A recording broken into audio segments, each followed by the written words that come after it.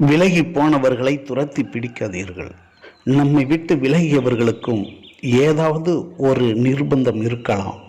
அவர்கள் தேர்ந்தெடுத்தது புறக்கணிப்பு அல்ல, தவிர்க்க முடியாத ஒரு உண்மையில் இருந்து தங்களை காப்பாற்றிக் கொள்ளும் வழி. சில நேரங்களில் அருகில் இருப்பதே வழியாகிவிடும். அப்பொழுது தூரம்தான் ஒரே மருந்தாகிறது. அவர்கள் சென்றது நம்மை மறந்ததால் அல்ல, நம்முடன் இருக்க முடியாத தங்கள் இயலாமையை ஒப்புக்கொண்டதால்.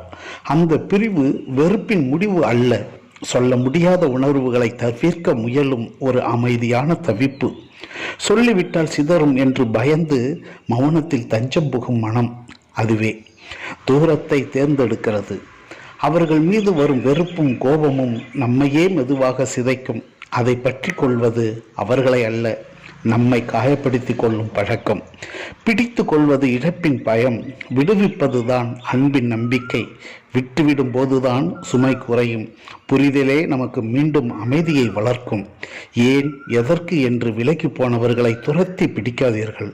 போய்விட்ட தூரமே அவர்களின் பதில், திரும்பி வராத மௌனமே அவர்களின் விளக்கம். தேடி கேட்காதீர்கள், சில பதில்கள் தூரமாகவே நின்று கொண்டிருக்கின்றன.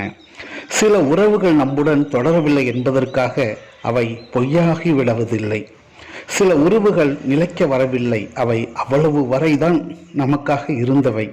இது போன்ற தகவல்கள் பெற நம்ம சேனல் தமிழாலயத்தை சப்ஸ்கிரைப் செய்து ஒரு லைக் கொடுங்க. கூடவே பக்கத்தில் இருக்கும் பெல் சிம்பிளை தொட்டு அதில் இருக்கும் ஆல் ஆப்ஷனை செலக்ட் பண்ணிடுங்க.